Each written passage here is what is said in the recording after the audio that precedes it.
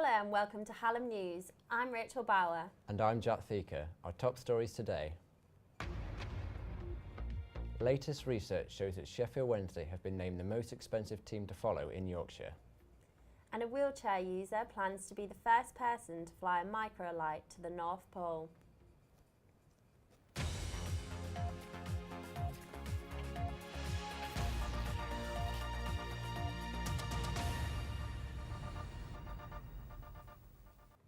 But up first, cutlery manufacturers in Sheffield aren't happy with the House of Commons as they turn to cheap foreign imports to decorate the tables. Sheffield's MPs have backed local manufacturers and hope the House of Commons can do the same. Ian White reports. They've been making cutlery in Sheffield for 500 years. The knives made here are the best in the world. But the best can be pricey, so officials at the House of Commons have decided to look to Asia for a cheaper alternative to decorate Parliament's dining tables. And that's not gone down well at one of the Steel City's oldest cutlery manufacturers. The government helped pay for a trip out on an export venture to Singapore in December so that I could then go out and export cutlery, and the House of Commons thinks it's okay for them to import it. It just doesn't make sense. And I'd really like to know if the ministers, especially Mr Cameron, intends to change his car now and start driving a Suzuki or maybe a Kia. Angered that stainless steel could be imported from Vietnam, Sheffield MPs have called for Commons buyers to think again.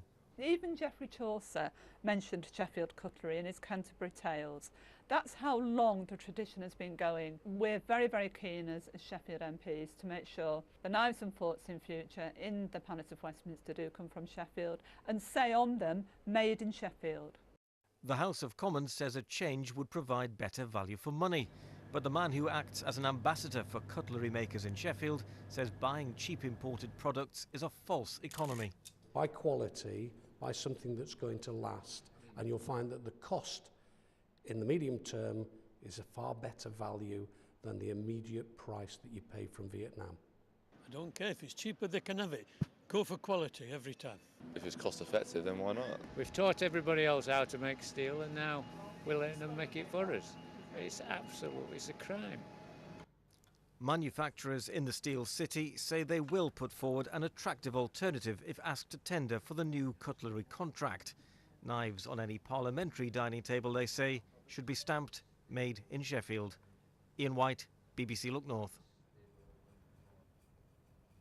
Today, the BBC has launched its annual price of football survey findings, showing how much it costs to follow individual clubs.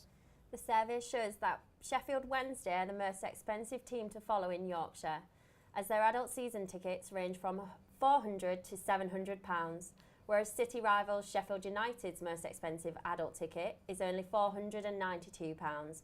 Robbie Wilson went down to Bramall Lane to find out more. The BBC have published figures regarding the best value prices for football clubs across the Football League in England. As many people in Sheffield know, Sheffield United recently gained promotion to the Championship. But where do they compare to their rivals Sheffield Wednesday? I'm here outside Bramall Lane, where you can purchase a season ticket at the cheapest price for £288, whereas a few miles down the road at Hillsborough, a season ticket at the cheapest price will set you back £455, whereas Norwich is the only team that offers a more expensive season ticket price.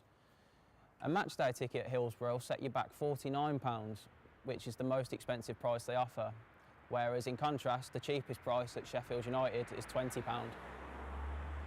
I think ticket prices in football are far too high, especially when you see some of the money that's banded around for transfer fees. There's no reason why they can't make tickets a lot cheaper, get the fans in, the working class fans who can't afford £50, £60 a ticket. Sheffield Wednesday is one of the highest costing teams in the Championship for game day prices and season tickets. And with the continued investment into football, it doesn't look like that will change anytime soon, especially if they continue to push for promotion to the Premier League. Robbie Wilson, Hallam News. The funeral of Sheffield comedian Bobby Nutt has taken place today. The funny man was first known nationally for starring in The Comedians and The Wheel Tappers, and more recently the ITV sitcom Benidorm. He also had regular roles in pantomimes, performing at the Crucible and Lyceum Theatre in the city centre. Nutt died suddenly on holiday in France in September. A A team of Chinese architects have set a world record for 3D printing. The huge butterfly is on display outside Sheffield's Peace Gardens. At just over 6.5 metres tall, it's the largest of its kind. It was made using advanced printing technology. Hundreds of students have arrived back in Sheffield this week for their graduation ceremonies.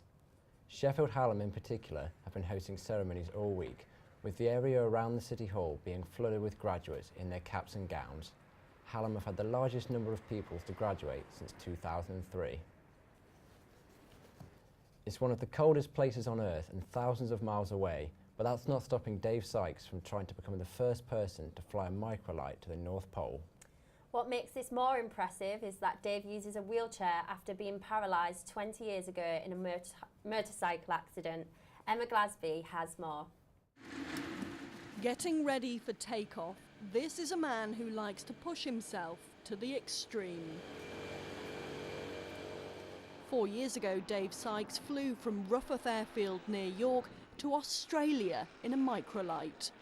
Today, he set off on a new challenge to become what's thought to be the first person to fly a microlight to the North Pole.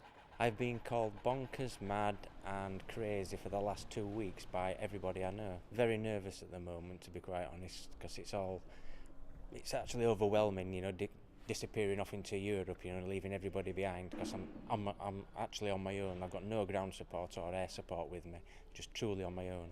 And all of this despite being paralysed following a motorbike accident 20 years ago. See you later, sweetheart. Dave will be raising money for the Martin House Children's Hospice. He hopes to fly to the North Pole and back, with stop-offs to refuel in between, within 4 weeks. Emma Glasby, BBC Look North. Manchester will be hosting Children in Need tonight, but it's not the only charity work that has been happening today. That's right, today is World Premature Day, and our reporter Sasha Mossman has been with a woman near Moore Market as she sings Disney songs all day to raise money. So I'm Sasha Mossman for Hallam News, and I'm just speaking to Anna, who is raising money for World Premature Day. World Premature Day. So if you could just tell us a bit about what you do. So World Premature Day happens every year on the 17th of November. It's not only me that does it, it's every country in the world, and we basically, it's the colour purple for World Premature. Hi!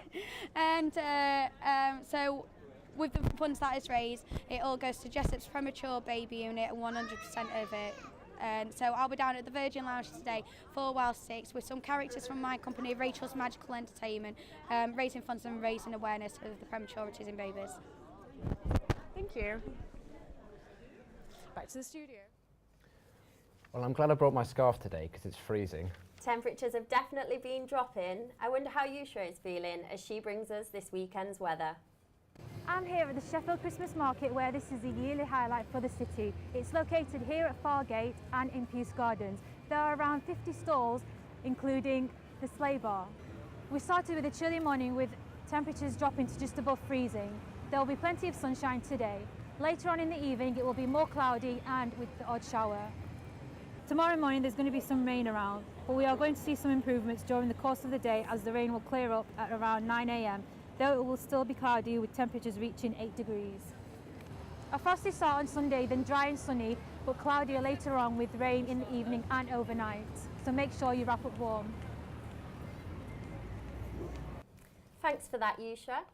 Well, that's all from us today. Goodbye.